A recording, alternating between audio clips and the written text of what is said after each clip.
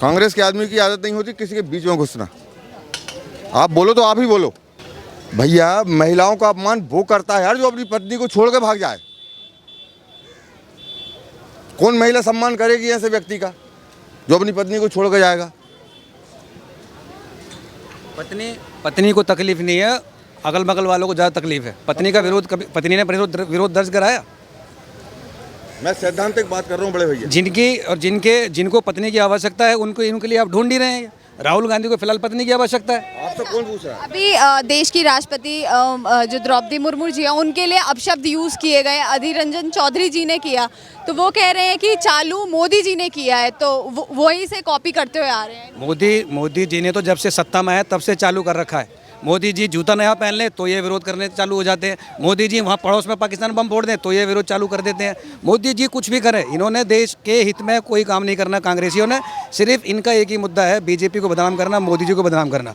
और उस बदनामी के स्तर को ये इतना नीचे तक गिरा देते हैं कि ये भूल जाते हैं कि कब देश की हम बेइज्जती कर रहे हैं, कब हम राष्ट्रपति जी की गरिमा का हनन कर रहे हैं, कब हम देश का अपमान कर रहे हैं, कब हम फौजियों का अपमान कर रहे हैं। ये सब चीज़ भूल जाते हैं।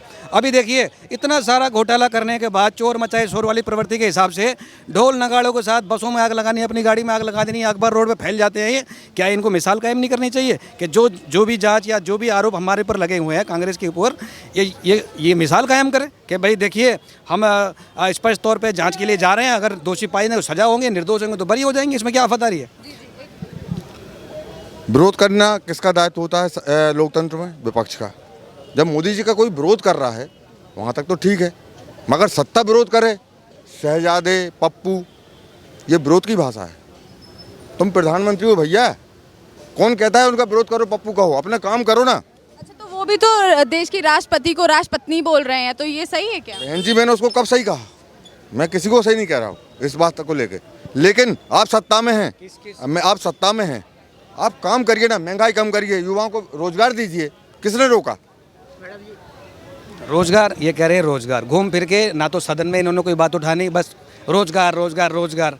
आप ये देखिए, सरकारी नौकरियां जो पहले लोगों को जो आदत हराम हो गई थी सरकारी नौकरी पकड़ के, आज मैं स्टेट बैंक ऑफ इंडिया पूरा दिन खराब करके सिर्फ KYC डॉक्यूमेंट जमा करने गया। सरकारी कर्मचारी हैं, मेरे को 1 बज गया वहाँ पे सुबह 10 बजे से लेके। ये सरकारी विभाग के हालात हैं। ये पहले रेलवे में चले जाइए, अब कितनी सड़ी बुसी हालत होती थी। 80,000 रुपये तनख्वाह ले रहे हैं, घर पड़े हुए हैं, मोटे इतने पेट हो गए हैं, जाके ताश खेल रहे हैं, जाके वो किसी नेता की सरकारी में हाथ रख दिया, लग गई नौकरी। आज की डेट में नौकरी पाके देखिए, उसी सफाई कर्मचारी के बदले में 15,000 रुपये तनख्वाह ले रहा है एक आदमी, और 8 कर्मचारी वहाँ काम कर रहे हैं। और ये बात कर रहे हैं महंगाई की, 150 रुपये के जूते, 200 रुपये की शर्ट, 25 रुपये की बनियान, और 50 रुपये लगा के मैं CP पाल के यहाँ पे आ गया। मैं 100 रुपये सारा ही खर्च हुआ। 115 में सोनू कुमार बन गया, जेंटलमैन। ये कह रहे महंगाई है। इनसे खुद पूछ लीजिए कितने रुपए के कपड़े होंगे और पहले कितने रुपए के कपड़े खरीदते थे। अच्छा, अधीर रंजन चौधरी तो बोल रहे हैं कि जो शब्द निकले हैं वो गलती से निकल गए हैं। एक कांग्रेस की प्रवृत्ति है। अगर ये सोनिया गांधी, राहुल गांधी सामूहिक तौर पे खुद आके ये कहते हैं ना कि हमसे बहुत बड़ी गलती हुई है, हम कांग्रेस के अध्यक्ष बने हुए हैं, तो शायद इनका भला हो जाए। किस बात से माफ़ी मांगेंगे ये? पाकिस्तान में जाके अगर हमारे सैनिक कोई शौर्य वीरता का काम करते हैं तो ये उस सैनिकों को बदनाम करना चालू कर देते हैं।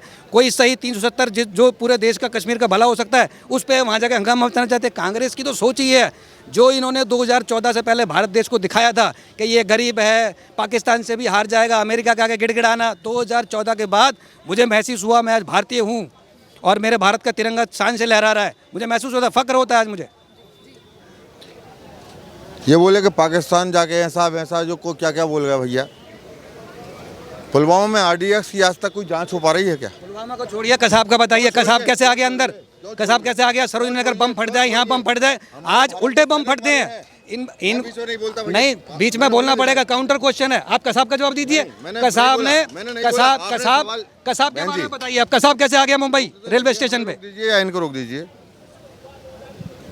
कांग्रेस के आदमी की आदत नहीं होती किसी के बीच में घुसना। आप बोलो तो आप ही बोलो। इस चीज को हाईलाइट किया। अब बताइए, अधीर रंजन चौधरी बोला, उसने गलत बोला, वो तो बोल रहे हैं छोटी सी बात है, किसी ने मना नहीं करता। अधीर रंजन चौधरी, राहुल गांधी उसके बयान पे हाथ जोड़े भैया चाह रहे हैं, पूरे RSS वाले चाह रहे हैं, उन्होंने एक रूमर बना दी कि वो दोनों हाथ जोड़े। भाई उसने कह दिया, जैसा किसी दिन मोदी जी ने बोला था, एक वो उनके बिहार के नेता हैं, कोई वो बोलते हैं, कोई बोलते हैं, वो ऐसा कह के छोड़ देते हैं कि वो उनका निजी बयान। क्या इसका निजी बयान नहीं हो सकता? ये मेरा एक सवाल कि अधीर रंजन चौधरी तो ये भी बोल रहे हैं कि बहुत छोटी सी बात है, इसका मुद्दा बनाया जा रहा है। आप बताइए कि महिलाओं का सम्मान की ये छोटी सी बात है? महिला सम्मान के हिसाब से छोटी चीज़ नहीं है ये, मैं ये कहता हूँ।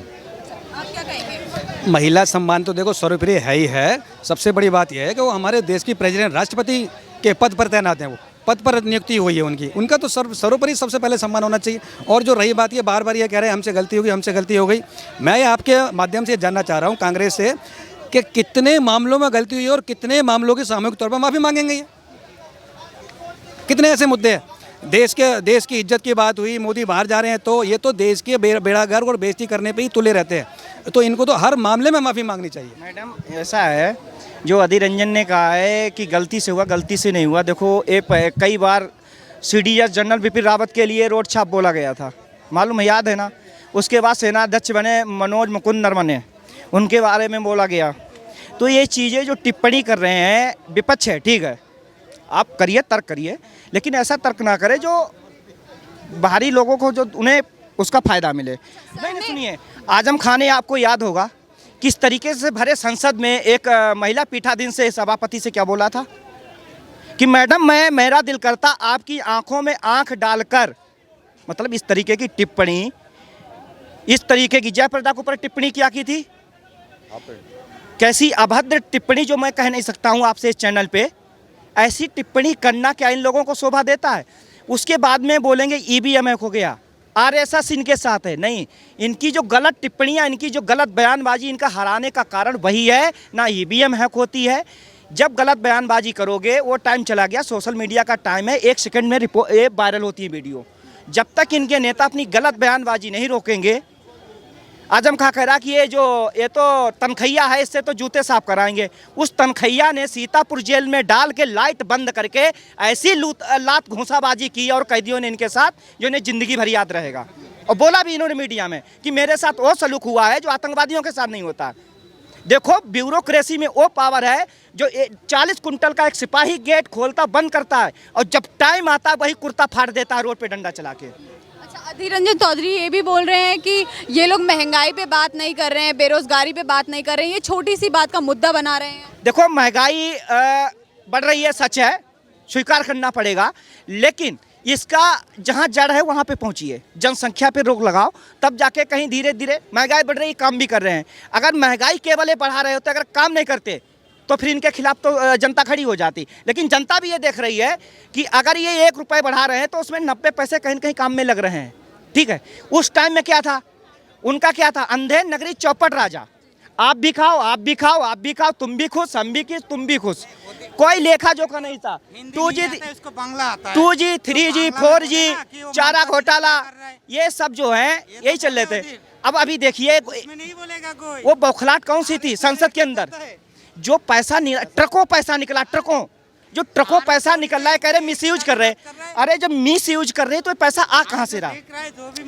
हम ये कह रहे हैं कि जो पकड़ा जा रहा है, पैसा आ कहाँ से रहा? अगर पैसा ना मिले, किसी को परेशान करे, तो ED के खिलाफ कार्रवाई हो जानी चाहिए। ऐसा तो नहीं, ऐसा भी कॉन्स्टिट्यूशन में है, जो मिस यूज करके किसी को परेशान करेगा उसके खिलाफ भी कार्रवाई हो सकती है।